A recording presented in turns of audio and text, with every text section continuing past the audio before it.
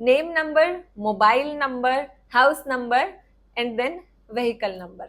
Generally यही sequence होता है कंसल्टेशन के दौरान। और चौथे नंबर पर बारी आती है कि हमारे व्हीकल का जो नंबर है वो कैसा होना चाहिए। क्या टू व्हीलर और फोर व्हीलर के लिए अलग नंबर हमें रखना है, या फिर हमारी गाड़ी पर्सनल है, कमर्शियल है, इलेक्ट्रिक है। तो बहुत तरीके के लोगों के सवाल होते हैं, क्या नंबर हमें रखना चाहिए, क्या अल्फाबेट हम यूज करें, जो न्यूमेरिक डिजिट है वो कैसी होनी चाहिए, कौन से कॉम्बिनेशंस हम अवॉइड करें, एंड में नंबर कौन सा होता है, स्टार्टिंग में कौन सा होता है, टोटल कितने पर होना चाहिए, और टोटल करना है तो उसमें अल्फाबेट को ऐड करें या फिर नहीं करें, या खाली नंबर्स को देखना है। बहुत सारे क्वेश्चंस हैं। ये सारे क्वेश्चंस आपके आज इस वीडियो में एड्रेस होने वाले हैं, और इस वीडियो के अंत तक आप अपना लकी व्हीकल नंबर खुद सेलेक्ट कर सकते हैं, और आपका एग्जिस्टिंग नंबर जो है उसको भी आप चेक कर सकते हैं कि क्या ये नंबर आपके लिए लकी है या नहीं है। तो चलिए वीडियो को स्टार्ट करते हैं। अपने व्हीकल का लकी नंबर ढूंढने के लिए आपको चाहिए आपकी date of birth. Date of birth उस इंसान की चाहिए जिस नाम पर वो व्हीकल रजिस्टर्ड है।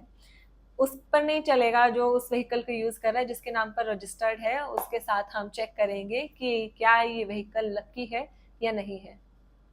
तो चलिए आप अपनी डेट ऑफ बर्थ एक पेन पेपर पर लिख लीजिए। आपको दो चीजें निकालनी है, आपका मूलांक और आपका भाग्यांक।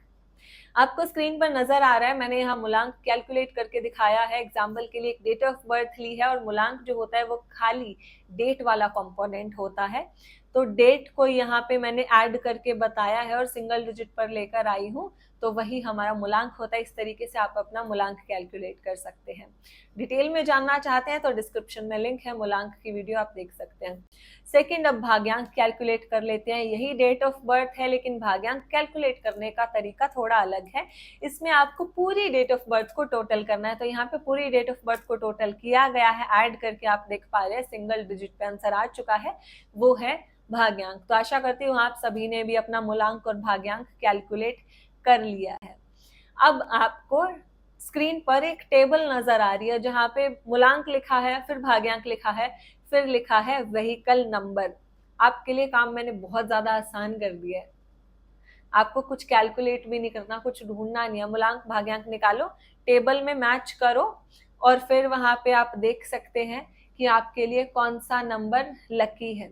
ये जो 1 to 9 लिखा है ये मूलांक भी है भाग्यांक भी है। मान लीजिए आपका मूलांक 1 है, भाग्यांक 2 है, तो आप दोनों के लिए देख लीजिए कि कौन से नंबर्स लकी हैं, और जो नंबर्स कॉमन होंगे वो आपके लिए लकीएस्ट है, उस पर आप अपना रख सकते हैं व्हीकल का नंबर। इन दोनों में से कोई भी अगर कंफ्लिक्टिंग नंबर निकल कर आता है, जो एक में प्रेजेंट है और दूसरे में प्रेजेंट नहीं है, वो आपको अवॉइड करना चाहिए। आप कॉमन नंबर ही सेलेक्ट करेंगे जो आपके मूलांक के लिए भी लकी हो और भाग्यांक के लिए भी लकी हो।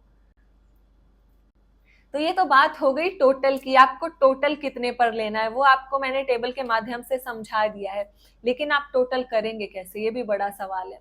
गाड़ी का जनरली जो नंबर होता है, पहले हमारे पास होता है एक 6 अल्फा न्यूमेरिक कोड होता है, और फिर जो 4 नंबर्स होते हैं वो हमारे पर्सनल होते हैं, जिनके लिए हम पैसे भी देते हैं सेलेक्ट करने के लिए।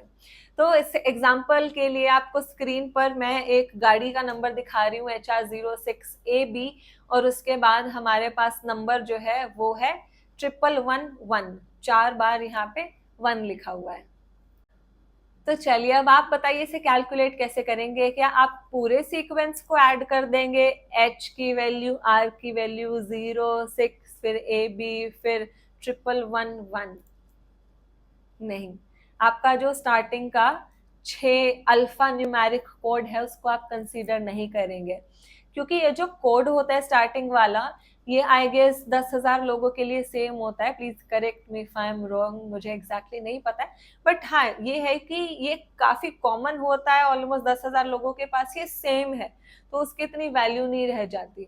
वैल्यू किसकी है, वो आखिरी के 4 डिजिट जो आपके लिए यूनिक है। आप खाली उन नंबर्स को ऐड करके टोटल चेक करोगे। जैसे इस केस में 1111 है तो इसको ऐड कर देंगे, 1 + 1 + 1 + 1, टोटल 4 यहाँ पर आ गया। तो आपका भी मान लीजिए जो भी टोटल आया आप उस टेबल में चेक कर लो कि क्या ये आपकी लकी वाली कैटेगरी में फिट हो रहा है या नहीं हो रहा है, राइट। तो इस तरीके से आप टोटल चेक करेंगे।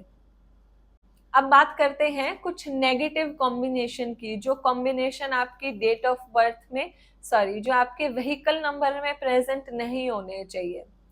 फॉर एग्जाम्पल, आपका डिजायर्ड नंबर है 5, कि आपको आपकी गाड़ी का जो नंबर है टोटल आपको 5 पर लेकर आना है, लेकिन वो भी डिपेंड करता है ना आप किस तरीके से उसको 5 पर लेकर आ रहे हो।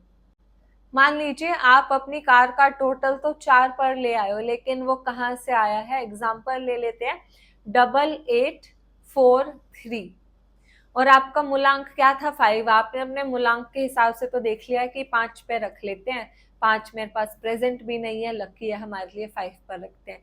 लेकिन आपने नंबर ऐसा सेलेक्ट कर लिया जिसमें 884 और फिर 3 है।